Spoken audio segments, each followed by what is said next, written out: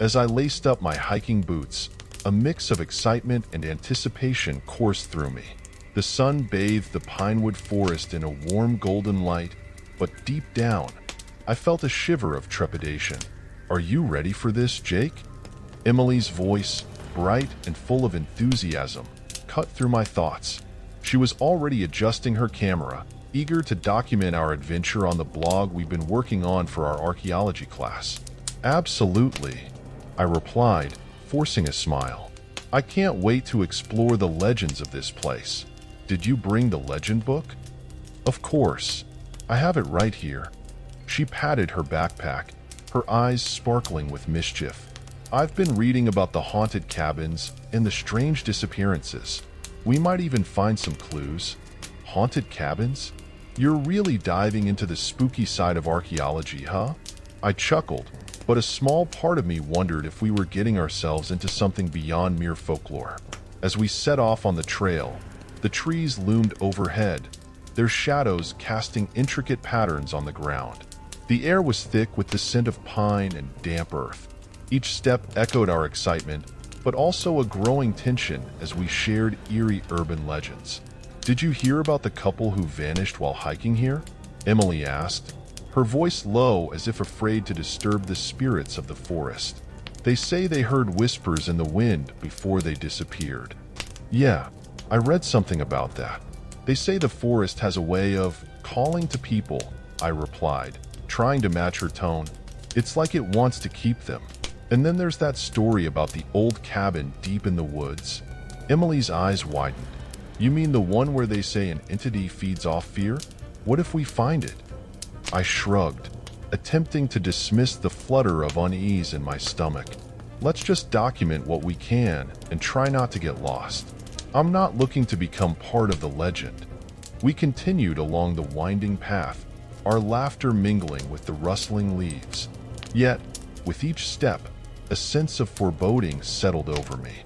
The stories we shared, while thrilling, began to feel too close to reality. Suddenly, Emily stopped, her gaze fixed on something in the distance. "Jake, look!" she exclaimed, pointing ahead. "Is that a cabin?" I squinted through the trees, and there it was.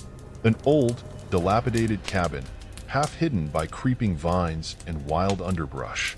My heart raced, an inexplicable chill running down my spine.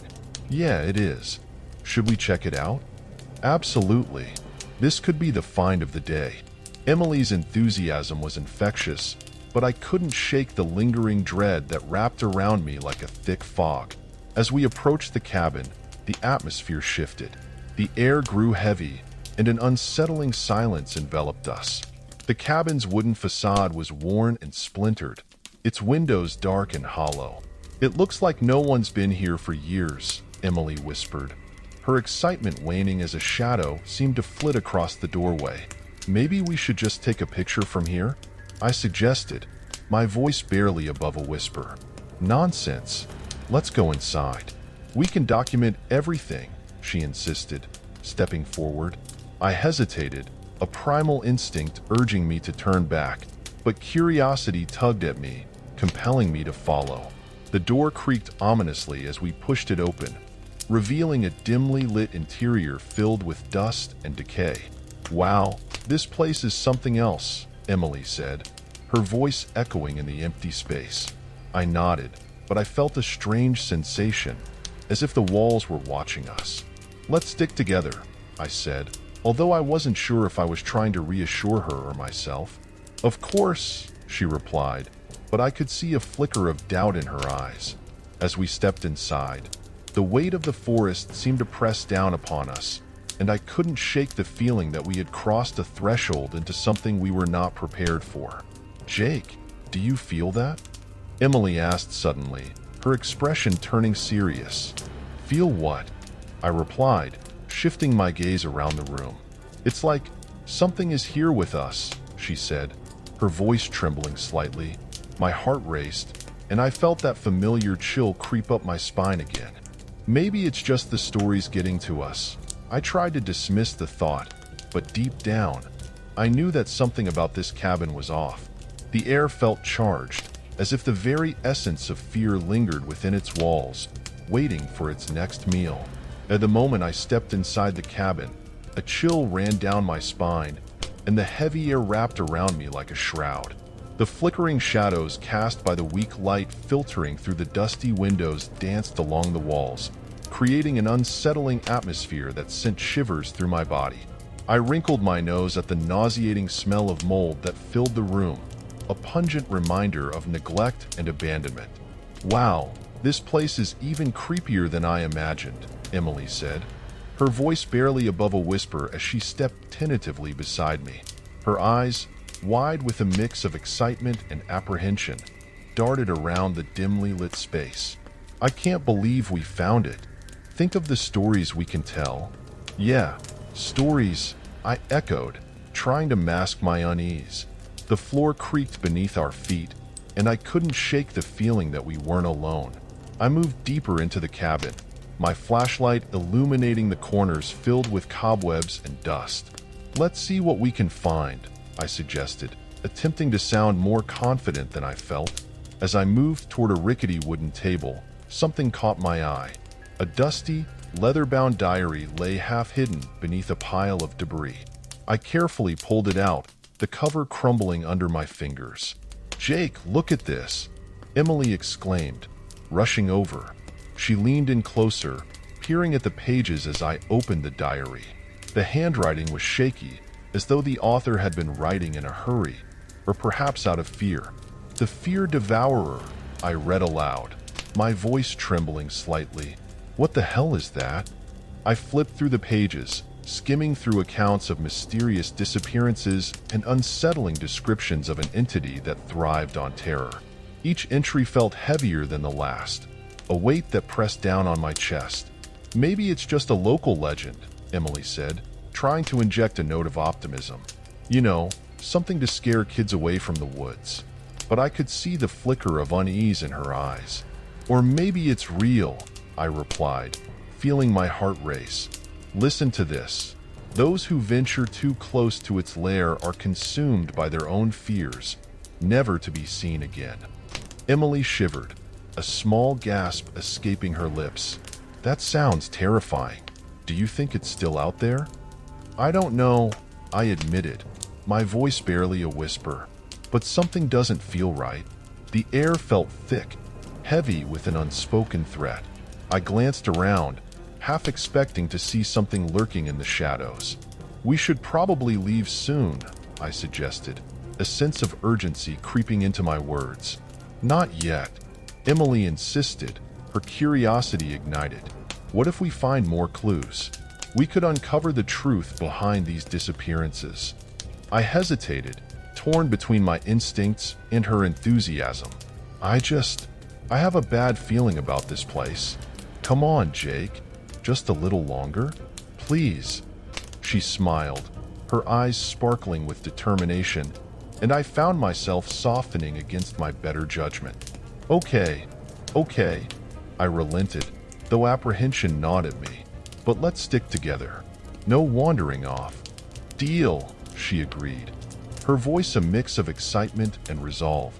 As we continued to explore the cabin, I couldn't shake the feeling of being watched. The shadows seemed to shift, and every creak of the floorboards echoed ominously in the silence.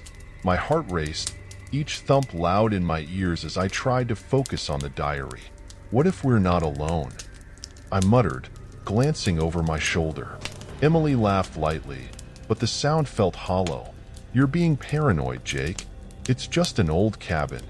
Yet, deep down, I could see the flicker of doubt in her eyes, mirroring my own fears.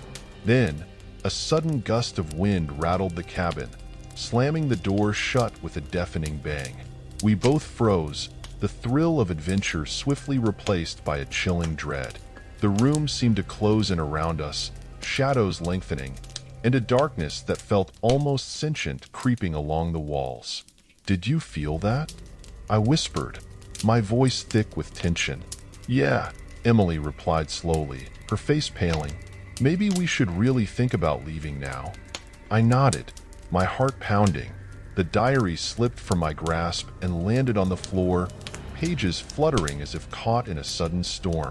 As I bent to pick it up, I caught a glimpse of something out of the corner of my eye, a flicker of movement outside the window. "Jake?" Emily's voice trembled, and I turned to her, my breath hitching. "Did you see that?" I asked, my pulse racing. "What? See what?" But before I could respond, a shadow darted past the window, and I felt a chill creep up my spine. "We need to go," I said, urgency flooding my veins. "Right now," she agreed, panic creeping into her tone as we both headed for the door, the weight of the cabin pressing down on us like a dark omen. I leaned against the splintered wooden wall of the cabin, the smell of damp earth and decay filling my lungs. My heart raced as I turned to Emily, who was still poring over the dusty diary we had found. I couldn't shake the feeling that we were being watched, a sensation that crawled under my skin like 1,000 tiny ants. "Jake, look at this," she said, her voice a mix of excitement and trepidation. She held up the diary, its pages yellowed with age, filled with neat handwriting that detailed the stories of those who had vanished in Pinewood Forest. "These disappearances, they all happened near here." "Yeah, but what about that thing?" I gestured toward the window, my voice barely above a whisper. "The Fear Devourer. It sounds like something out of a horror movie." Emily waved a dismissive hand. "Come on, it's probably just a local legend. You can't let stories get to you. We need to find out more about this place. Who knows what we could uncover?" Before I could respond, a sudden gust of wind rattled the cabin, sending a chill through my bones. I shivered and instinctively moved closer to the window. The trees outside were swaying violently, their branches clawing at the sky like bony fingers. I squinted into the darkness of the forest, and my breath caught in my throat. There, just at the edge of the trees, stood a shadowy figure, its eyes glinting like shards of glass in the dim light. "Emily," I gasped, pointing toward the figure. "Do you see that?" She turned, her brow furrowed in confusion. "See what?" I trailed off, my conviction wavering as the figure seemed to dissolve into the shadows. It was right there. "Jake, you're just imagining things. I mean, this place is creepy, but you've got to calm down," she said, trying to reassure me, though I could hear the tremor in her voice. "Calm down?" I echoed, my heart thundering in my chest. "Do you really think it's normal to be in an abandoned cabin in the middle of a forest where people have disappeared?" She looked away, biting her lip as if she were weighing her options. Okay, maybe we should just take a break. Let's sit and think this through." We settled into the dusty old chairs, the wood creaking under our weight. I closed my eyes for a moment, trying to shake off the feeling of dread that was growing like a vine around my chest. "What if we're not alone here?" I said quietly. "What if whatever took those people is still lurking?" Emily's eyes widened, and she leaned forward. "Jake, don't say that. You're scaring me." "I'm sorry," I murmured, feeling guilt wash over me. "I just can't shake this feeling. It's like something is watching us." Just then, the wind howled again, louder this time, and the cabin seemed to tremble. I glanced toward the door, half expecting it to burst open. "We should leave," I blurted out, the urgency in my voice surprising even me. "Jake, wait," she protested, grabbing my arm. "We came here to investigate. We can't just bail because we're scared." "Scared?" I scoffed, though I knew I was lying. "I'm terrified. I don't want to end up like those people in the diary." Emily's grip tightened. "Then let's find out what's really going on. We can't let fear control us. Let's dig deeper. Together." Taking a deep breath, I nodded slowly, though my instincts screamed at me to flee. "All right, but let's keep our eyes open." As we began to sift through the diary once more, I couldn't shake the feeling that the cabin itself was alive, breathing with our fear. The shadows danced on the walls like specters, and I could almost hear them whispering secrets I wasn't ready to confront. I glanced out the window again, just in time to catch a glimpse of the figure once more. It was gone, but I could still feel its presence lingering, an ominous weight pressing down on my chest. "Jake," Emily called, pulling me back to the moment. "What do you think happened to the people who disappeared? Do you think they encountered the entity?" "I don't know," I replied, my voice barely above a whisper, "but I have a bad feeling about this." Just then, I heard a faint rustling outside, and my heart skipped a beat. I stood up abruptly, moving to the window again, my hands trembling as I peered into the dark forest. The wind had died down, and the silence was deafening. "Do you hear that?" I asked, my voice shaky. "Hear what?" Emily asked, standing beside me, her eyes wide with apprehension. I opened my mouth to respond, but before I could, a chilling laugh echoed through the cabin, freezing the blood in my veins. It was a sound that twisted my stomach and left me breathless. I turned to Emily, and I could see the fear mirrored in her eyes. "Jake, we need to get out of here," she whispered urgently. "Agreed," I said, my mind racing. But as we moved toward the door, I couldn't shake the feeling that whatever was watching us was drawing closer, and we were running out of time. As I stood at the cabin's door, the chill in the air crawled beneath my skin, a sensation I couldn't shake off. I turned to Emily, my voice barely above a whisper. "Did you see that?" I asked, my heart racing. She was scanning the tree line, her brow furrowed in confusion. "See what, Jake?" she replied, her tone steady, though I could sense her underlying concern. "There was something outside. A figure," I stammered, my eyes darting back to the window, half expecting it to reappear.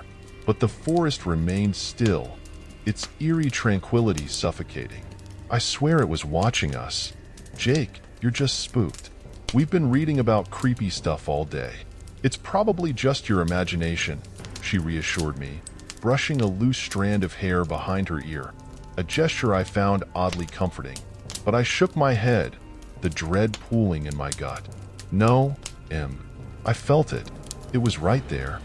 I gestured toward the window, feeling the weight of the unspoken fear between us. The silence in the cabin deepened, pressing in around us like a heavy fog. I felt the walls closing in, the shadows flickering with an almost sentient energy. "Maybe we should go," I suggested, my voice trembling slightly. Emily studied my face, concern etched on her features. "You really think we should leave? We came here to find out more about the entity from the diary. What if we're on the brink of discovering something important? Or what if we're just inviting trouble?" I countered, anxiety knotting my stomach. "This place feels wrong, Em. It's like the forest is alive, and it doesn't want us here."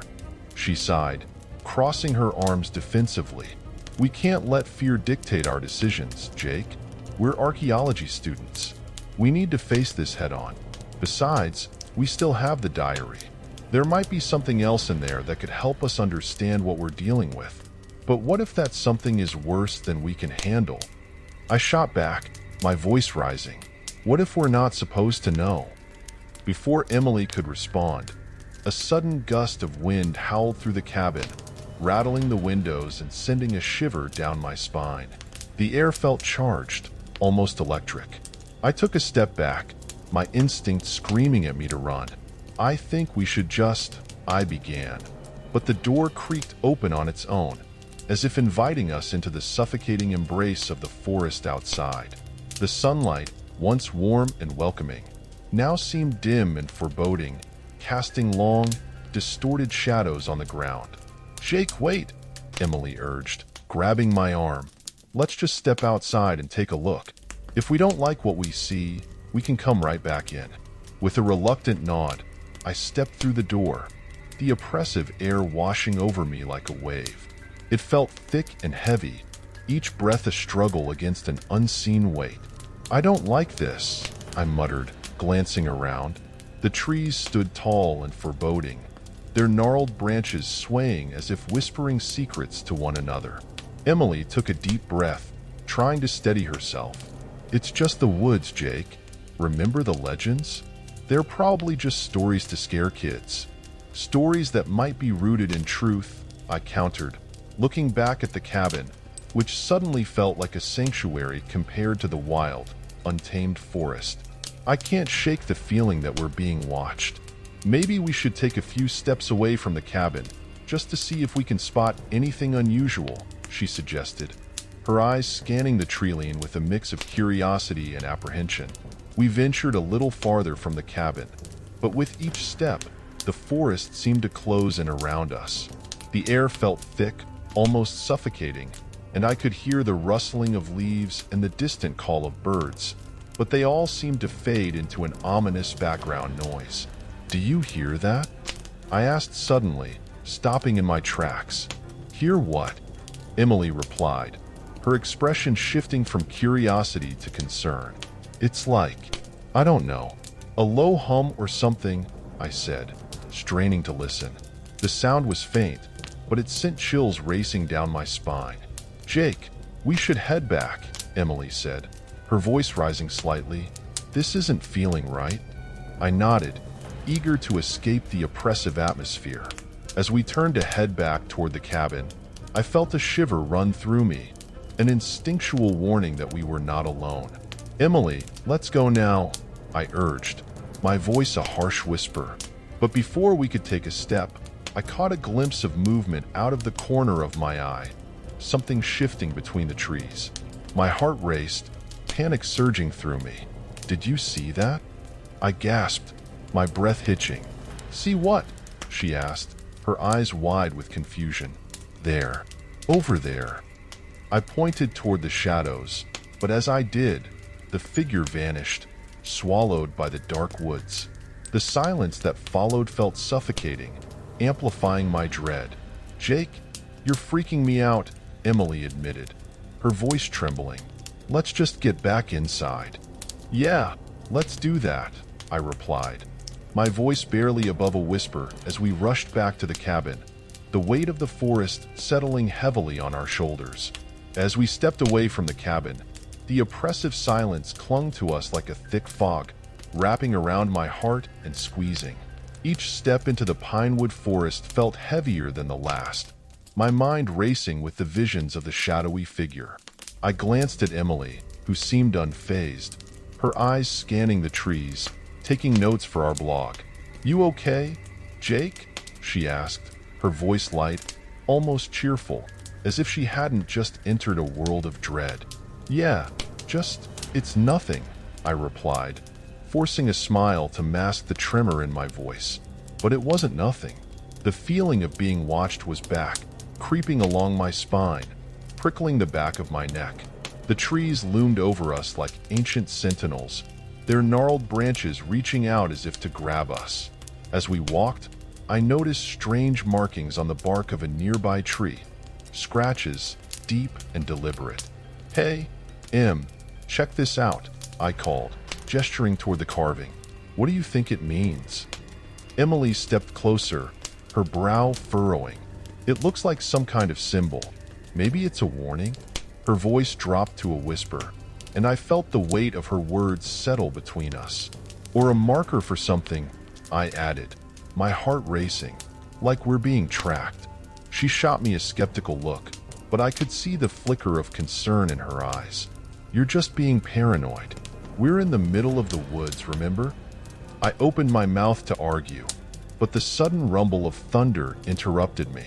The sky darkened as ominous clouds rolled in, casting long shadows across the forest floor. A chill crept into the air, wrapping around us like a warning. "We should probably head back," I suggested, my voice barely above a whisper. "Come on, Jake. It's just a storm. We've come this far. Let's keep going," Emily urged, her adventurous spirit refusing to be quelled.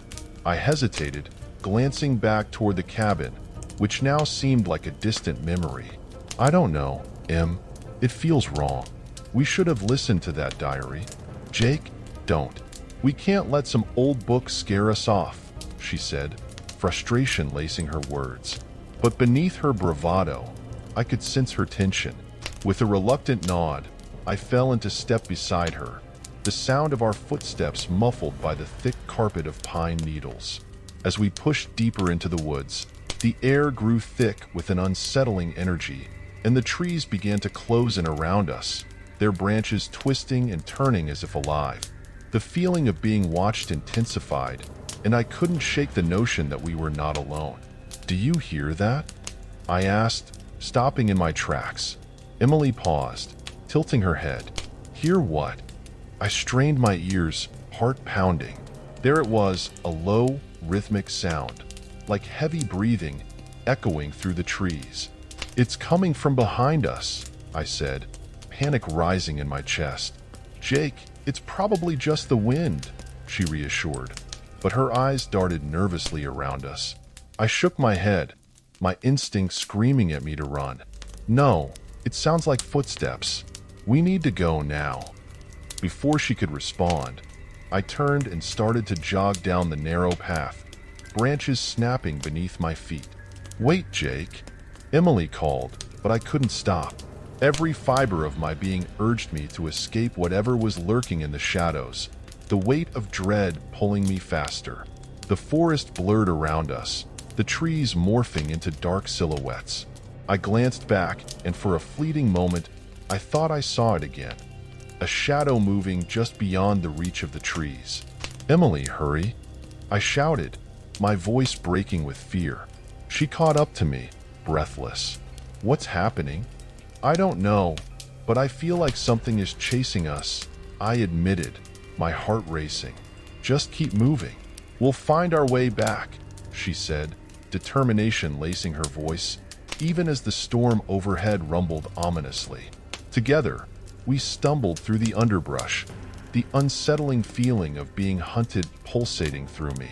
I could almost sense its breath on my neck, the malevolence lurking just beyond our sight. The forest felt alive, a dark entity holding its breath, waiting for the right moment to strike. The forest around us felt like a living entity, breathing and shifting as we tried to retrace our steps. Panic gnawed at my insides. "Emily, are you sure we came this way?" I asked, my voice a strained whisper, barely able to mask the tremor that betrayed my escalating fear. Emily squinted at her GPS, the screen flickering erratically. "It was just here. I swear the trail was right." She paused, her expression transforming from confusion to worry. "Jake, the signal just cut out. We're really lost." My heart raced as I scanned the thickening trees, their dark silhouettes looming over us like sentinels. We should have never entered that cabin. We shouldn't have. I stopped myself, shaking my head in frustration. "I just want to get out of here." Suddenly, the sound of heavy footsteps echoed behind us, each thud a chilling reminder that we were not alone. I froze, a primal instinct screaming at me to run. "Did you hear that?" I said, my voice barely above a whisper. Emily nodded, her eyes wide. "Yeah, we need to move now." Without waiting for a response, I turned and broke into a sprint, branches clawing at my arms as I plunged deeper into the forest. I could hear Emily's footsteps pounding behind me, but the sound of the unknown presence grew louder, closer. Panic surged through me, urging me to flee without looking back, driven by a visceral instinct to escape whatever hunted us. "Jake, wait." Emily's voice strained as she struggled to keep up. I didn't stop, couldn't stop. The underbrush crackled beneath my feet, and the air thickened with an oppressive dread. Each breath felt like a weight dragging me down. The trees twisted around us, their gnarled limbs forming a labyrinth that mocked my efforts to find an exit. I stumbled, falling to my knees. "Emily," I gasped, my lungs burning. "We can't keep running forever." She reached me, panting heavily, her face pale. "What if we're going in circles? We need to find some landmarks." "Landmarks?" I shouted, my voice breaking. "We're surrounded by nothing but trees. This place, it feels alive." As if to echo my sentiment, the ground beneath us trembled slightly, a low rumble reverberating through the air. I glanced around, the feeling of being watched intensifying. "Emily, we need to get out. Now." But just as I managed to gather my thoughts, the heavy footsteps returned, louder, more deliberate. "Jake, we have to hide," Emily urged, pulling me toward a dense thicket. We crouched behind the tangled roots of an ancient tree, our breaths quick and shallow. The footsteps grew closer, the sound reverberating through my chest like a drum. I squeezed my eyes shut, praying that whatever we had disturbed would simply pass us by. "What is it?" I whispered, my heart thumping in my ears. "I don't know," she replied, her voice trembling. "But I can feel it, Jake. It's watching us." Suddenly, the footsteps stopped. Silence enveloped us, the forest holding its breath. My pulse pounded in my ears as I strained to hear any sound, any indication that we might be safe. But the quiet was suffocating, thick as fog. "Jake," Emily whispered, her voice barely audible. "What if it's the fear devourer, the thing from the diary?" The name sent a chill down my spine. "I don't know, but we can't stay here. We have to keep moving." Just as I prepared to rise, a low growl echoed from the shadows, chilling the marrow in my bones. My heart dropped as I glimpsed a dark shape lurking just beyond the trees, its eyes glinting like shards of obsidian. "We're not alone," I breathed, my body frozen in terror. With a sudden surge of adrenaline, I bolted from the thicket, dragging Emily along with me. We raced deeper into the forest, the shadows closing in, the entity's presence feeding on our fear. I could feel it, the cold grip of panic tightening around my chest as we stumbled further into the unknown. "Jake, stop!" Emily cried, her voice laced with desperation. "We have to think. Running won't help us." But the panic inside me roared louder than her words, and all I could do was push forward, deeper into the heart of Pinewood Forest, leaving reason behind as the weight of fear threatened to consume us both. Story 2.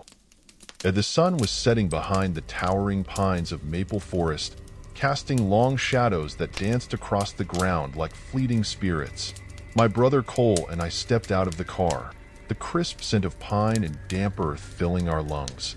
"This place is amazing," Cole exclaimed, his eyes sparkling with excitement. I could feel my own thrill reflecting in his enthusiasm, but there was an unsettling tingle at the back of my mind, a whisper that this forest held secrets yet to be uncovered. As we unloaded the gear, I glanced around at the dense trees enveloping us.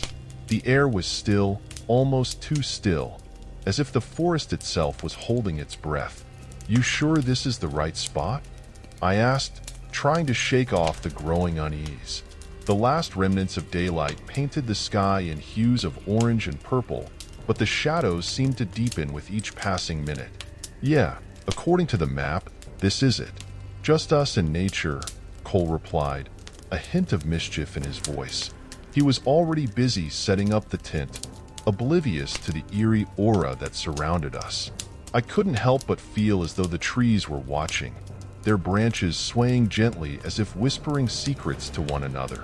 Once the tent was up, we gathered around the fire pit, the flickering flames casting playful shadows on our faces. "All right, let's break out the marshmallows," Cole said, reaching into the backpack. I laughed, grateful for his ability to lighten the mood. As we roasted marshmallows, the fire crackled, and the warmth enveloped us, but my thoughts drifted. "Hey, you ever hear the stories about this place?" Cole asked, his eyes glinting mischievously as he leaned closer to the fire. I raised an eyebrow, my curiosity piqued. "What stories?" He took a deep breath, his voice dropping to a conspiratorial whisper. "They say that the spirits of the forest watch over it. Some folks claim they hear whispers calling their names at night." I scoffed, trying to brush it off. "Come on, Cole. You don't really believe that, do you?" "Maybe not, but wouldn't it be cool if it were true? Imagine the adventures," he replied, a grin spreading across his face. I chuckled, but deep down, there was an unsettling knot forming in my stomach. The stories might be just that, stories, but something about the forest felt different, almost alive. As the last rays of sunlight disappeared, leaving a blanket of stars overhead. I couldn't shake the feeling that we were not alone. The wind rustled through the trees, creating a sound that almost resembled whispers. I looked over at Cole, who was fully immersed in his ghost story, completely unaware of my unease.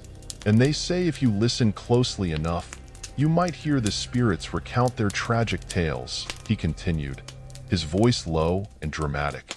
Okay, that's enough, I interrupted, trying to mask my discomfort with laughter. I'm not scared of a bunch of old ghost stories. But even as I said it, I felt a shiver run down my spine. The forest seemed to hold its breath, waiting for something to unfold. Just wait until night falls. You'll be begging me to tell you more, Cole teased, poking at the fire as if he were stirring the very essence of the forest itself. I shook my head, feigning bravado, but the whispers in the trees grew louder, filling me with an inexplicable dread. They were calling, but not for me. They were calling for something more, something buried deep within the shadows of Maple Forest. As the fire crackled and the stars twinkled above, I felt the weight of the forest pressing down on us. In the distance, a hoot from an owl broke the stillness, and I couldn't help but feel that it was a warning. Let's just enjoy the night, I said, forcing a smile. What could possibly happen? But as we sat there, the shadows deepened, and the whispers grew ever so slightly louder, wrapping around us like a veil. I couldn't shake the feeling that we were about to step into a story far darker than any ghost tale Cole could conjure. And all too soon, we would find ourselves caught in its web. The night stretched before us like a dark canvas, the stars twinkling dimly overhead as if they too were hesitant to shine brightly in this foreboding atmosphere. I lay in my sleeping bag, listening to the rhythmic sounds of the forest. The rustle of leaves, the distant hoot of an owl, and the faint crackling of our dying campfire. My brother Cole, oblivious to my restlessness, snored softly beside me, the only sign of comfort in this eerie wilderness. Suddenly, a whisper sliced through the silence, so faint I initially thought it was just the wind playing tricks. Ryan! It was barely audible, yet my heart raced as I sat up, straining to hear more. I glanced at Cole, who stirred slightly but remained in the depths of sleep. I hesitated, unsure if I should wake him. The whisper calling my name again, a soft, insistent beckoning that seemed to resonate from the very depths of the forest. Cole, I whispered, shaking him gently. Cole, wake up. Did you hear that? He blinked awake, his eyes narrowing as he tried to comprehend my urgency. Hear what? He mumbled, rubbing his eyes. It's just the wind, Ryan. Go back to sleep. No, I swear I heard someone calling me. It was my name. My voice trembled slightly as I spoke, the chill of fear creeping up my spine. Dude, it's just a camping trip. Ghost stories are messing with your head. Just relax. Cole rolled over, but I couldn't shake the feeling that something was off, that we were not alone in this forest. The whispering persisted, growing clearer, more insistent. Ryan, come. It felt like a gentle tug on my consciousness, an invitation I could not ignore. I swung my legs out of the tent, the cool earth grounding me momentarily as I glanced back at my brother. I'm going to check it out, I decided, the curiosity outweighing my fear. Are you crazy? Cole shot up, his voice rising. You can't just go wandering off into the dark. What if it's a bear or something? Then I'll just yell and run, I replied, trying to sound braver than I felt. I stepped outside the tent, the air thick with the aroma of pine and damp earth. The darkness enveloped me, and for a moment I hesitated, the shadows looming ominously around me. Fine, but I'm not coming with you, Cole grumbled. But I could see the hesitation in his eyes, a flicker of fear that mirrored my own. With the whisper still echoing in my ears, I ventured further into the woods, each step crunching softly on the underbrush. The trees stood tall and imposing, their branches swaying gently as if whispering secrets among themselves. Ryan, the voice called again, drawing me deeper into the forest's embrace. I stumbled upon a clearing, the moonlight illuminating something peculiar. A moss-covered altar, ancient and foreboding. It was a rectangular slab of stone, overgrown with ferns and lichen, almost as if nature was trying to hide it from prying eyes. My heart raced. This was the very thing Cole had warned me about, the remnants of the ghost stories he had shared around the campfire. "Is anyone there?" I called, my voice trembling as I approached the altar. The whispers ceased abruptly, leaving a deafening silence that settled heavily around me. I could feel the air grow colder, a shiver running down my spine. "Ryan," Cole's voice broke through the stillness, panic lacing his tone as he rushed into the clearing. "What are you doing? We need to get back." "Look." I pointed at the altar, my voice barely above a whisper. "This is what the legends were talking about. We're not alone here." His eyes widened as he took in the sight. "This is bad, Ryan. We should go. Now." But before I could respond, the whispers returned, swirling around us like a chilling breeze. "Ryan." "Cole."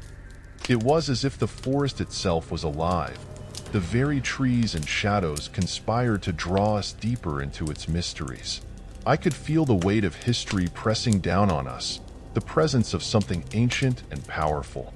"I don't like this," Cole said, stepping back, his face pale. "Let's just go back to the tent. Please." I hesitated, torn between the thrill of discovery and the gnawing fear that something was watching us, waiting for our next move. The air felt thick with anticipation, and I realized we had stumbled upon something far beyond our comprehension, a secret that the forest had guarded for centuries. As we settled back into the tent, the weight of the night pressed on my chest like a heavy stone.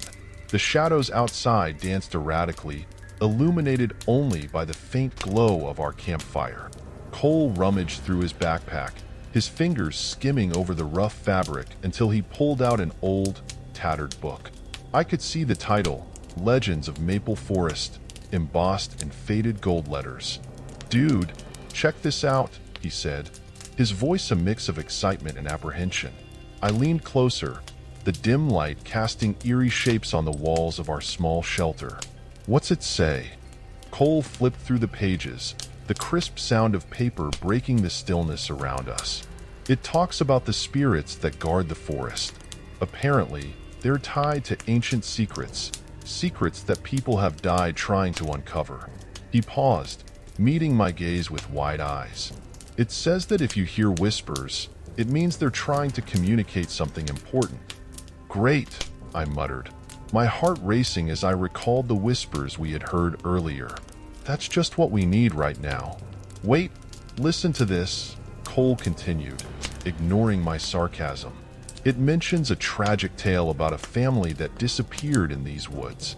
They say the whispers are the spirits crying out for help, warning others about the dangers lurking here." I could feel the chill creeping back into the tent, and I wrapped my arms around myself, trying to shake off the dread that settled over me. "What kind of danger?" Cole flipped to another page, his finger tracing the delicate ink. "It doesn't go into details, just that the forest has a way of trapping souls, keeping them here forever unless someone uncovers the truth." "What truth?" I asked, my voice barely above a whisper. He looked at me, his expression serious. "I don't know, but we have to figure it out. If the whispers are warning us, we can't just ignore them." As he spoke, the whispers outside seemed to swell, rising in intensity. It felt as if they were reaching out, probing our minds, tugging at the edges of our sanity. "What if they are trying to lure us into something dangerous?" I asked, my instincts screaming that we should just leave. Cole shook his head, his brow furrowed. "We can't back down now. If there's a chance that we can help those spirits, we have to try." I stared at him, torn between the urge to flee and the pull of curiosity. "But what if we're the next ones who disappear?" "Then we'll disappear together," he replied, a hint of a smile breaking through his tense demeanor. "But at least we'll know we tried." I took a deep breath, fighting the rising panic. "Okay, But we need a plan. We can't just wander into the woods without knowing what we're getting into. Cole nodded, his eyes glinting with determination. Let's start by retracing our steps to where we found that altar. Maybe there's more to it than we realize. The thought of returning to that moss-covered altar sent a jolt of fear through me. What if we encounter something worse? Then we'll face it together, he said firmly. We always have. The whispers morphed into a haunting melody, weaving through the fabric of the night, wrapping around us like a shroud. I couldn't shake the feeling that the forest was alive, breathing, watching us. I swallowed hard, the taste of fear bitter on my tongue. All right, we'll do it, but I'm holding on to you the entire time. Deal, Cole said, his voice steady. As we prepared to face the unknown, I couldn't help but think about the campers who had vanished before us. The legends, the whispers, and the spirits. They were all intertwined, pulling us deeper into their web. I could feel the forest's heartbeat in sync with my own, and I knew we were about to uncover something far more disturbing than we ever anticipated. With a final glance at the flickering flames of our campfire, we gathered our courage and steeled ourselves for the journey ahead. The whispers beckoned us, and now we had no choice but to answer. The air felt heavy as we ventured deeper into the maple forest, the light filtering through the leaves, creating a patchwork of shadows on the ground. My heart raced, not just from the thrill of discovery, but from the lingering whispers that had haunted our previous night. I glanced at Cole, who was walking a few paces behind me, his brow furrowed with uncertainty. "Ryan," he called out, his voice barely above a whisper. "Do you really think we should keep going? Those stories, they're starting to freak me out." I turned to face him, the sunlight catching the sweat on my forehead. "I know what you mean, but we can't just ignore it. We need to find out what's happening here. It's like the forest wants us to listen." Cole sighed, crossing his arms as he looked around. "Or maybe it wants us to leave. I mean, we've heard those whispers calling our names. It's not normal." "Normal is overrated," I replied, pushing down my own rising apprehension. "We're brothers. We can handle this together." With a reluctant nod, he stepped closer, though he kept glancing over his shoulder as if expecting something to leap out from behind a tree. As we continued, the atmosphere shifted. The air grew cooler, and the forest became eerily quiet. The usual sounds of chirping birds were replaced by an unsettling stillness that made my skin crawl. Then, just ahead, I spotted movement. Shadows flitted between the trees, so quick that I questioned whether I had truly seen anything at all. "Did you see that?" I asked, my voice rising in excitement and fear. Cole squinted, shaking his head. "See what?" "There. It was right there." I pointed to a dense cluster of trees. "I swear I saw someone." He hesitated before stepping forward cautiously. "I don't like this, Ryan. We should turn back." But something deep within me pulled me forward. The whispers had shifted again, now a soft, sorrowful weeping that echoed through the trees, wrapping around us like a chilling fog. "I can't just leave. I need to know what's causing that sound," I said, my heart pounding as I moved toward the source. "Are you crazy? That could be." "Cole, wait," I called out, pushing through the thick underbrush, ignoring the way my instincts screamed at me to stop. The weeping seemed to intensify, almost pleading for me to come closer. "I have to see what it is." As I stepped into a small clearing, I caught a glimpse of a figure. It was a woman, her silhouette barely discernible against the backdrop of the trees. She knelt on the ground, her long hair cascading over her shoulders as she mourned silently, her back turned to us. I felt an inexplicable pull toward her, as if she were calling for me specifically. "Ryan, don't!" Cole shouted, his voice tremulous. "We need to get out of here." But I couldn't move. I took a cautious step forward, the leaves crunching beneath my feet as I called out, "Excuse me? Are you okay?" The woman didn't respond, her form seemingly flickering in and out of existence, like a candle's flame in a draft. Just then, the shadowy figures I had seen earlier reappeared at the edges of the clearing, watching us with eyes that glinted like dark stones. I shivered, an overwhelming sense of being watched enveloping me, the hairs on my neck standing on end. "Ryan, we have to go now." Cole's voice cut through the thick tension, but I couldn't tear my gaze away from the woman. She finally turned her head slightly, just enough for me to catch a glimpse of her face, a visage twisted in sorrow, yet hauntingly beautiful. "Please," she whispered, the sound barely a breath against the wind. It was a plea that sent chills racing down my spine. "Please what?" I asked, the words escaping my lips before I could think better of it. She turned fully now, her eyes glistening with unshed tears. "Help me." "Help you? How?" I stepped closer, my heart pounding in my chest. But before she could respond, the shadowy figures surged forward, merging with the darkness of the trees, their forms becoming indistinguishable. I felt a surge of panic as a cold gust of wind whipped through the clearing, extinguishing any warmth left in the air. "Ryan," Cole shouted, grabbing my arm with a fierce grip. "We need to leave. Now." I hesitated, caught between the desperation in the woman's gaze and the primal instinct to flee.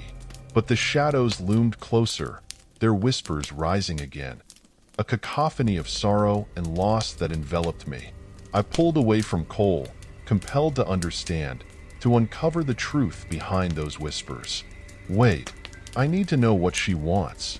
But as I took another step forward, the figures vanished, leaving only the echo of the woman's plea hanging in the air. The clearing felt empty and cold, the weight of her sorrow pressing down on me. "Ryan," Cole's voice broke through my trance, panic lacing his tone. "They're gone. Let's get out of here." I turned back, adrenaline coursing through my veins. The realization of our isolation hit me like a slap. We were alone in this vast, whispering forest, and whatever supernatural forces were at play, we were entangled in their web. Okay, let's go," I finally shouted, sprinting back toward the path we'd come from, my heart racing, shadows dancing just beyond my vision. The forest seemed to sigh as we ran, the whispers fading into the distance, but the weight of the encounter lingered, a dark promise of what was yet to come. The night had turned into a cacophony of whispers, each one sharper than the last, clawing at my sanity. I lay in the tent, my heart racing, as the cold sweat trickled down my back. Cole was beside me, his breathing uneven, mirroring the chaotic rhythm of my own pulse. The darkness outside felt alive, thick with an energy that seemed to press against the walls of our small sanctuary. "Cole," I whispered, my voice barely rising above the chorus of ghostly calls. "Do you hear that?" "Of course, I hear it," he replied, his voice trembling with fear. "It's like they're screaming our names." In that moment, a shadow flickered past the tent's thin fabric, and I froze, my breath hitching in my throat. "Did you see that? Something just moved." "It's just the wind," Cole reassured me, but the quiver in his voice betrayed his uncertainty. "No, this is different. It feels like something is watching us." I felt the weight of the forest pressing in, as if it were a living entity hungry for our fear. As the whispers crescendoed into a dissonance of screams, panic gripped us both. What if they're angry? I breathed, my mind racing with the stories we had heard around the campfire. What if we're not supposed to be here? Cole's face was pale, but determination flickered in his eyes. "There's a passage in the book about a ritual, something we could do to appease the spirits. Maybe it's our only chance." "A ritual?" I scoffed, trying to mask my fear with skepticism. "Cole, we're not shamans. Do you really think we can perform some ancient rite and make everything okay? We have to try. If we don't, we'll never know what they want. We might end up like those campers who disappeared." His words hung in the air, heavy with dread. I could see the resolve building in him, and despite my reservations, I found myself drawn to his conviction. "Okay," I said finally, my voice steadier than I felt. "Let's hear what you have in mind." Cole scrambled for the flashlight, illuminating the small space around us. There were stones mentioned in the legends. We need to create a circle. It's supposed to protect us and focus the energy. I swallowed hard, feeling the weight of the moment. Where are we going to find stones out here? Outside. We can gather some twigs and stones from near the fire pit. He looked at me with a mix of fear and excitement. It's worth a shot, right? I hesitated, the thought of stepping outside into the abyss of shadows weighing heavily on my mind. But I saw the determination in Cole's eyes and knew we had to face this together. "All right, let's go. But we stick together. No wandering off," I instructed, trying to sound braver than I felt. As we unzipped the tent and stepped into the night, the air crackled with an electric tension. The whispers intensified, swirling around us like a tempest. I couldn't shake the feeling that we were being drawn into something far beyond our comprehension. "Over there." Cole pointed to a pile of stones near the fire pit, and we rushed over, our footsteps muffled by the thick carpet of leaves. I could feel the whispers creeping closer, brushing against my ears like icy fingers. "Quickly, help me gather some," Cole said, his voice urgent. I grabbed a handful of small, jagged stones, the coldness of them sending a shiver through my fingers. "What now?" "Let's make the circle here," Cole instructed, kneeling on the ground. We began to arrange the stones in a rough circle, my hands trembling as I placed them down. With each stone, I felt a growing sense of foreboding, as if the forest itself was watching us, waiting to see what we would do next. "This feels wrong," I muttered, glancing around nervously. The trees loomed over us, their branches twisting like skeletal fingers against the night sky. "Just focus, Ryan. We need to do this." Cole's voice cut through my rising panic. As we completed the circle, the whispers morphed into a deafening roar, echoing in my mind. I felt an overwhelming urge to flee, but I couldn't abandon Cole. We were in this together, for better or worse. "Now what?" I asked, my voice barely above a whisper. Cole looked down at the stones, his brow furrowed in concentration. "We need to say something, something to show we mean no harm." "Like what?" I pressed, feeling the shadows closing in around us. "Something from the heart," he replied, his eyes locked on the stones. "Something that acknowledges their pain." As he spoke, the air grew colder, and an unsettling silence fell over the forest. I could feel the weight of the whispers pressing against my chest, urging us to act. I glanced around, half expecting to see the shadows materialize into something more tangible, something more dangerous. "Let's just do it," I urged, my voice shaking. "Whatever it is, let's do it now." The night air was thick with anticipation as Cole and I gathered stones and twigs, our hearts pounding in sync with the chaos swirling around us. The whispers had escalated into a cacophony, a dissonant chorus of voices melded together, each calling out, demanding attention. "Do you really think this will work?" Cole's voice trembled slightly, a hint of doubt creeping through his bravado. The shadows danced at the edges of our makeshift camp, and I could feel the weight of their presence pressing in on us. "We have to try," I urged, my hands shaking as I placed the first stone on the ground, its cool surface grounding me momentarily. "If we don't do something, who knows what will happen?" Cole nodded, but I could see the uncertainty etched on his face. He picked up a twig, chewing on his lip as he helped me trace a circle in the dirt. The air around us felt electric, charged with something ancient and primal. It was as if the forest itself was holding its breath, waiting for us to continue. As we placed the final stone, the whispers intensified, wrapping around us like a dark fog. "Ryan, Cole, help us!" The voices were clearer now, each syllable dripping with desperation. I could feel my pulse quicken, my instinct screaming at me to run, but I stood rooted in place, compelled to listen. "Do you hear that?"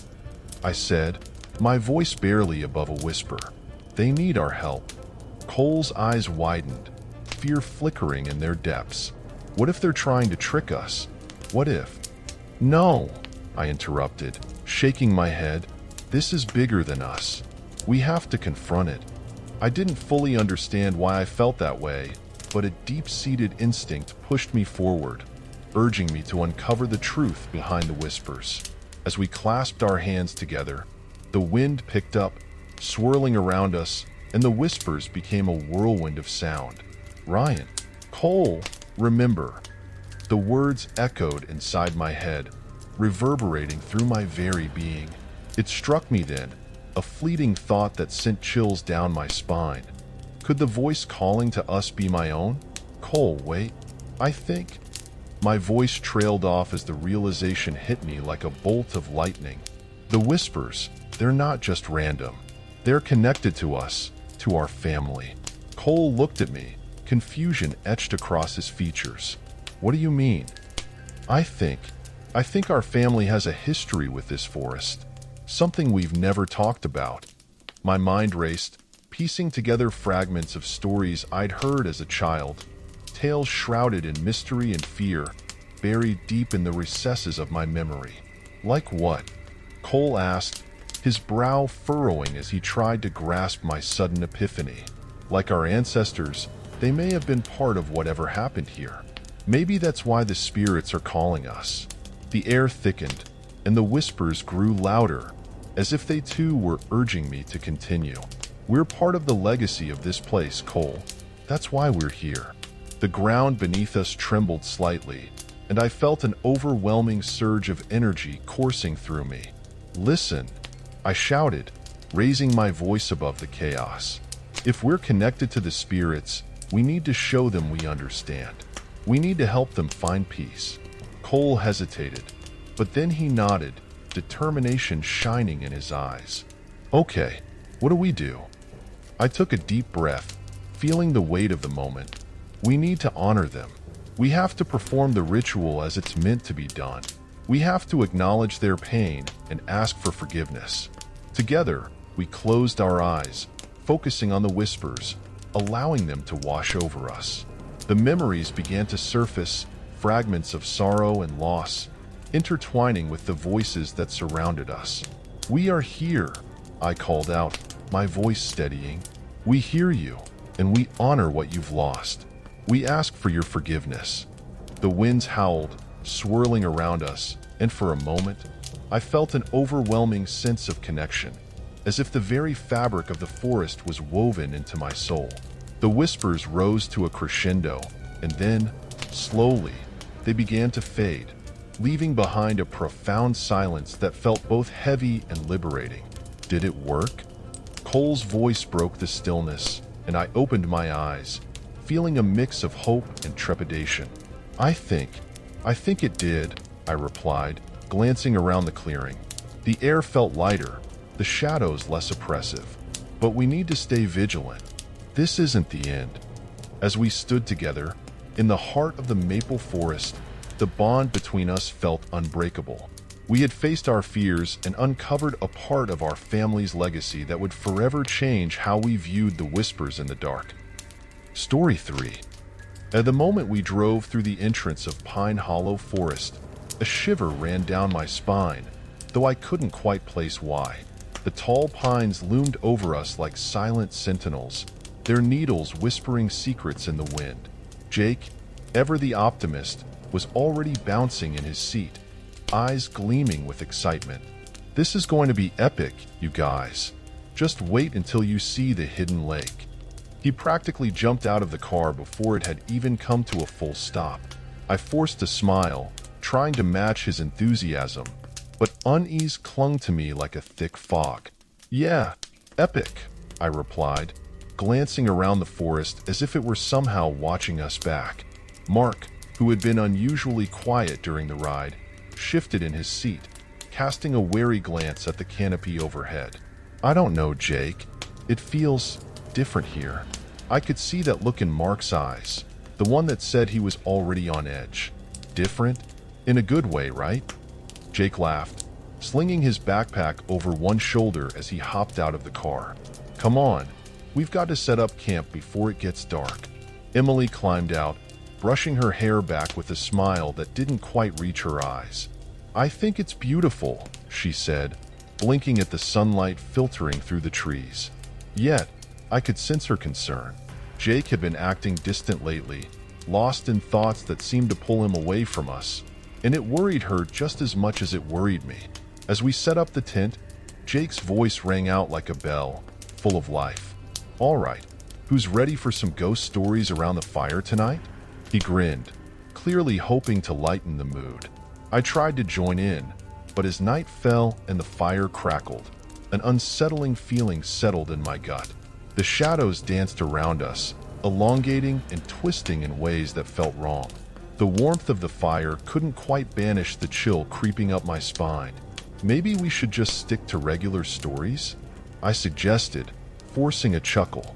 "Come on, Mark. Don't tell me you're scared," Jake teased, throwing a playful look in my direction. Emily shot me a glance, concern etched on her face. She leaned closer to me, her voice barely above a whisper. "Is everything okay? You seem off." "I'm fine, just tired," I lied. But the truth was, I felt like something was lurking just beyond the firelight, waiting for the right moment to pounce. After dinner, Jake was on fire with excitement.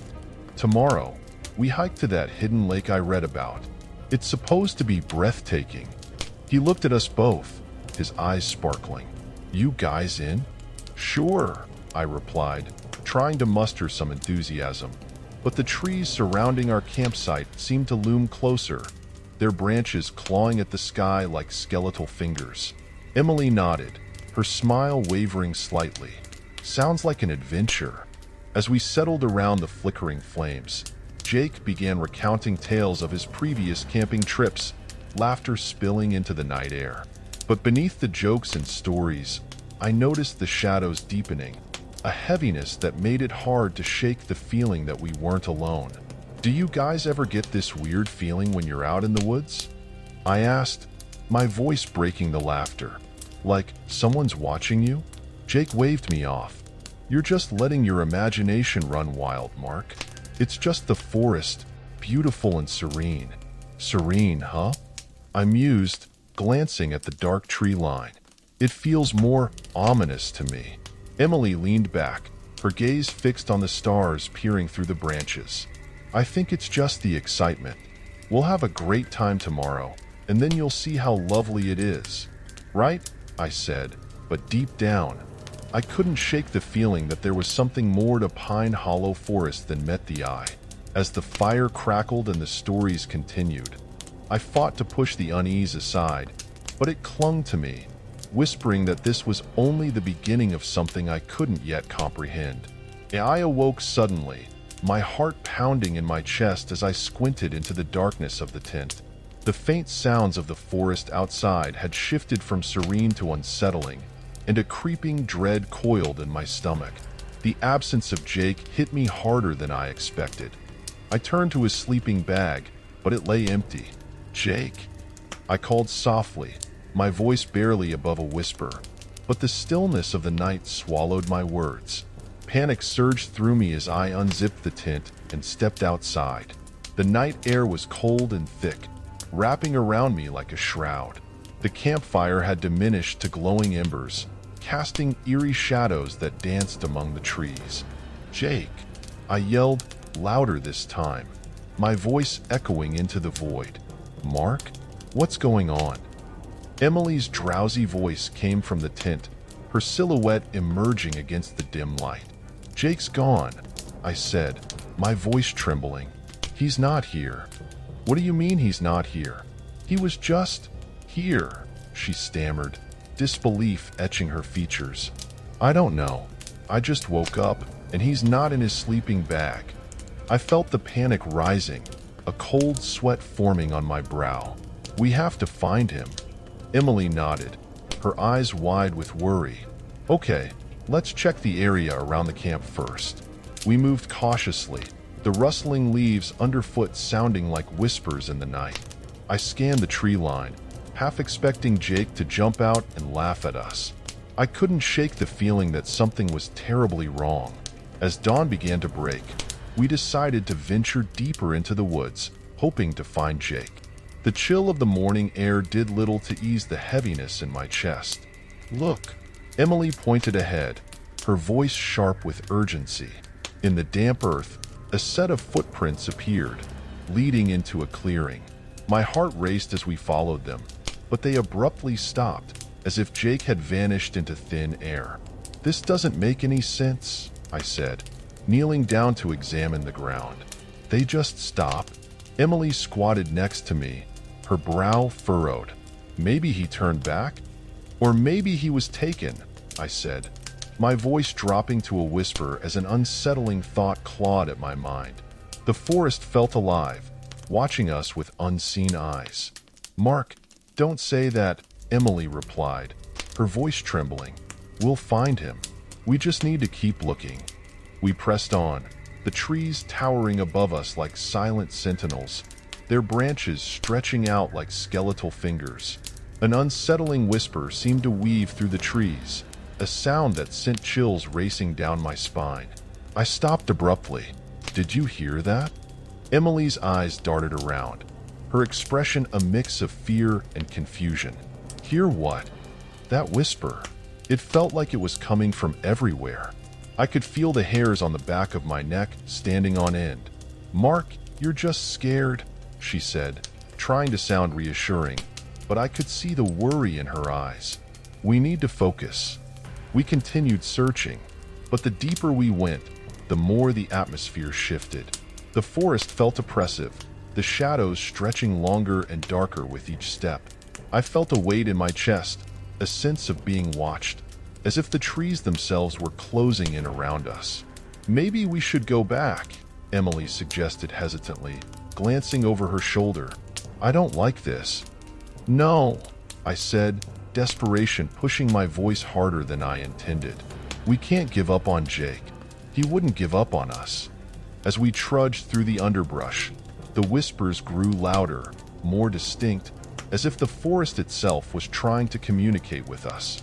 "Mark, Emily," they seemed to call, my heart racing at the sound. I glanced at Emily, who looked equally alarmed. "Did you hear that?" she whispered, her eyes wide with fear.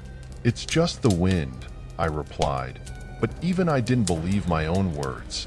We pressed further, feeling the weight of the forest bearing down on us. Each step felt heavier, each breath more labored. I couldn't shake the feeling that we were being led somewhere, but to where? The shadows around us deepened, and I felt a shiver run down my spine, sensing the darkness lurking just beyond the edges of our vision.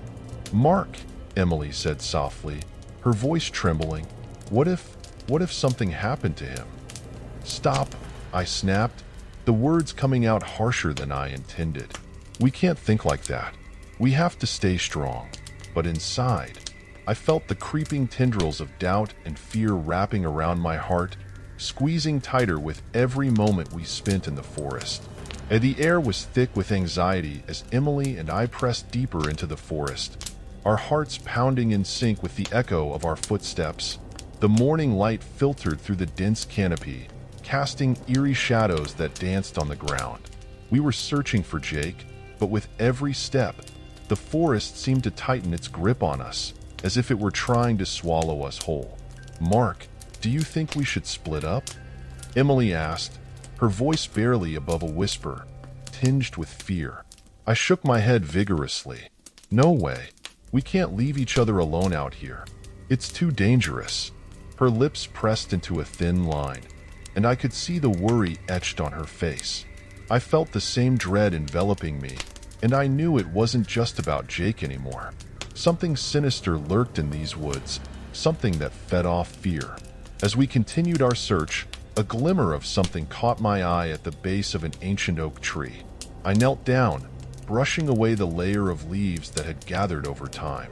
My heart raced as I uncovered a worn, leather-bound diary.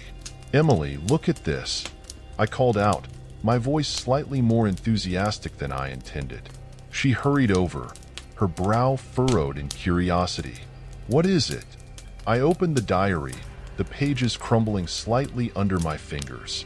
It looks like a diary. Maybe it belonged to someone who got lost in the forest.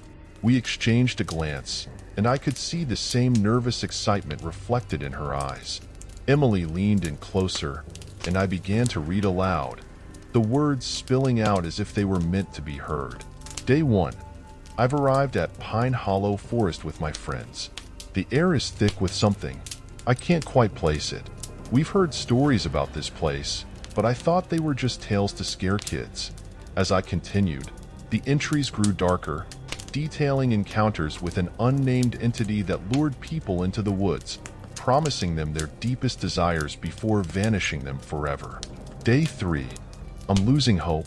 The whispers in the trees have become louder, more insistent. I can feel it watching me, waiting for the right moment to strike. I looked up at Emily, whose face was pale. This is terrifying, Mark. Do you think Jake could have come across something like this? I nodded, feeling a chill run down my spine. It's possible. We need to keep reading. With each entry, the tension between us grew. The tales told of a place called the Island of Shadows, a haunting location that drew the lost deeper into the forest. Emily's eyes widened as I read the description, her fascination battling with fear. Mark, do you think that could be where Jake is?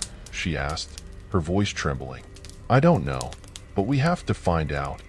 I turned the page, and my stomach dropped. The next entry detailed the writer's descent into madness, plagued by visions and whispers that played on their deepest fears.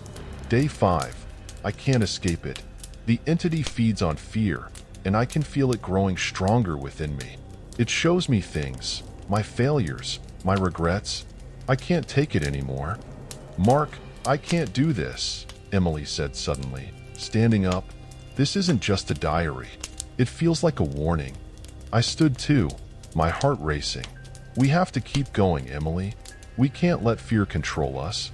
She hesitated, her gaze flickering to the treetops above, as if expecting to see something lurking there.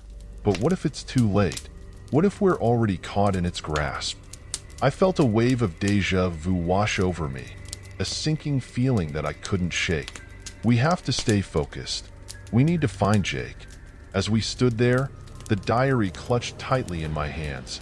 I could feel the forest breathing around us, an ominous rhythm that echoed our rising tension. The whispers began to swirl again, this time louder, more insistent, wrapping around us like a shroud. Mark. Emily's voice trembled as she gripped my arm. Did you hear that? I nodded, my heart pounding in my chest. Yeah, it's coming from over there. We exchanged a glance, determination battling with fear. Whatever was in this forest didn't want us to find Jake, but we couldn't give in. Not now, not ever. But the tension in the air was palpable as the reality of our situation settled over us like a suffocating fog. I sat on a fallen log, my heart racing, while Emily paced a few feet away. Her eyes darted toward the shadows of the trees, as if expecting something or someone to emerge from the underbrush at any moment. I could feel the pulse of anxiety thrumming through me, but it was Emily's voice that broke the heavy silence. Mark, I have to tell you something, she said, her voice barely above a whisper. It's about Jake and me. I turned to her, my stomach dropping. What do you mean? What about him? She stopped pacing and faced me, her expression a mixture of fear and guilt. I've been feeling so guilty. I should have noticed how different he was. He wasn't just joking around like he used to. He was distant, and I didn't do anything. I didn't even ask him if he was okay. Emily, it's not your fault, I replied, trying to soothe her. None of us knew. He was just Jake. You know, he kept saying he was fine. She shook her head vehemently, her eyes shimmering with unshed tears. But he wasn't fine. I could see it in his eyes. I should have reached out more. I should have made him talk about it. I felt a wave of frustration wash over me. You can't blame yourself for this. We're all scared. We all thought he was just being himself. It's not like we could have predicted this. A silence fell between us, thick and uncomfortable. I could see the conflict within her, the guilt wrestling against the need to move forward. I wanted to comfort her, but I was grappling with my own fears, my own sense of responsibility. What if I had done something more? What if I had insisted that we stay together instead of wandering off? Mark, Emily said, breaking my train of thought. What if we never find him? What if he's gone for good? I swallowed hard, the weight of her words pressing down on me. I won't let that happen, I said, my voice firmer than I felt. We have to keep looking. We owe it to him. But as I said those words, a chill ran down my spine. I glanced around, feeling the trees closing in on us. The shadows seemed to deepen, and I could have sworn I saw something flicker behind Emily. My heart raced as I pointed. Did you see that? Emily turned, her eyes widening. What? What did you see? I thought I saw something, a shadow. I felt a knot tighten in my stomach, like it was watching us. Stop it, Mark, she said, her voice shaky.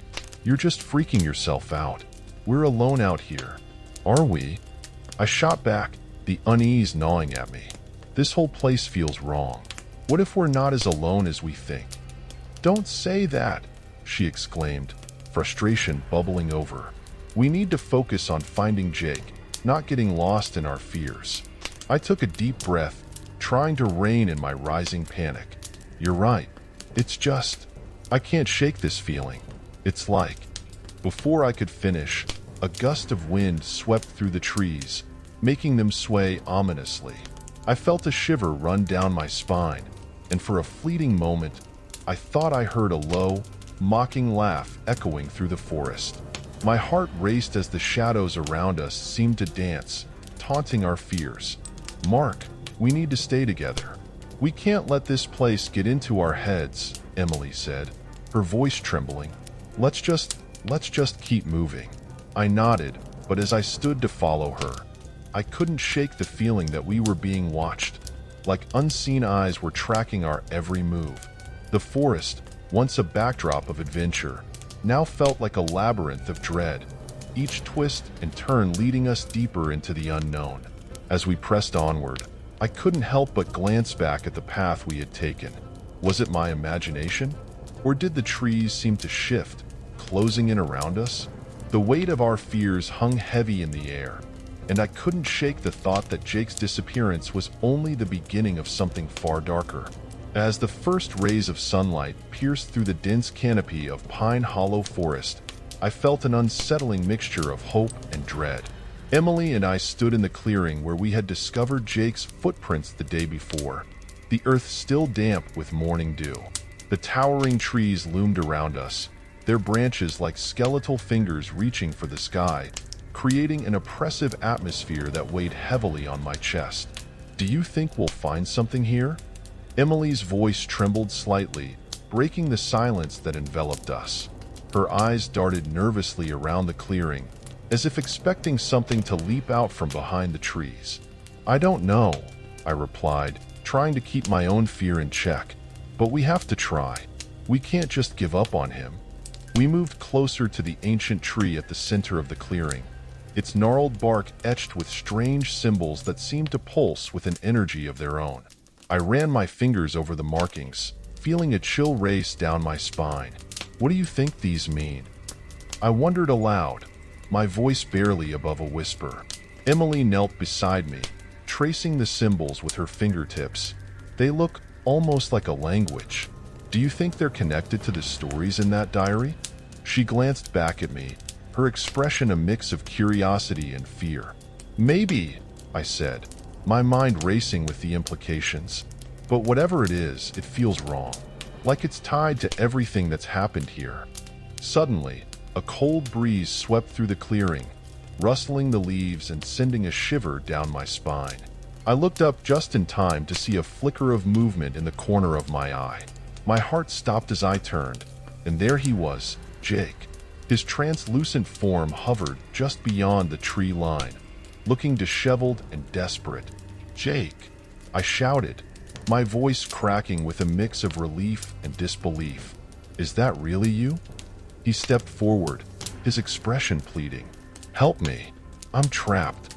His voice echoed with a haunting resonance, tugging at the corners of my heart. I could hardly believe what I was seeing, yet the urgency in his tone felt all too real. "Jake, where are you?" Emily cried out, her voice laced with desperation. "What happened to you?" "I can't explain it here," he replied, his gaze darting around as if he were being watched. "You have to break the curse. The forest, it's alive. It feeds on your fears. You must believe in yourselves." As his figure flickered, I reached out, desperate to grasp his arm, but my hand passed through him like mist. "No, don't go," I shouted, panic surging through me. "I'll always be with you," he whispered, and just like that, he dissolved into the morning light, leaving us alone with our fear once more. "Mark." Emily's voice shook me from my shock, and I turned to her, dread pooling in my stomach. "What does this mean? Is he really gone?" "I don't know," I muttered, feeling the weight of despair settle over us. "But we can't let this place win. We have to find a way to save him." Just then, the air around us grew thick, a palpable tension settling into the clearing like a heavy fog. I glanced back at the symbols on the tree, suddenly overwhelmed by a feeling of déjà vu. It was as if I had seen them before, in a dream or a memory that was just out of reach. "Mark, we have to leave. This place, it feels wrong," Emily urged, her voice strained. I could see the fear in her eyes, mirrored by my own. The forest seemed to pulse with a life of its own, the shadows stretching longer and darker. "Wait," I said, my instincts telling me to stay just a moment longer. "What if we can reverse whatever is happening here? Jake said we need to believe in ourselves." "I don't know if that's enough," Emily replied, her voice trembling. "What if we're just making things worse?" I could feel the oppressive weight of the forest closing in on us, a dark entity lurking just beyond our vision. "We can't leave him. We have to fight this, Emily. For Jake." The atmosphere grew heavier, the trees seeming to lean in closer, as if eavesdropping on our conversation.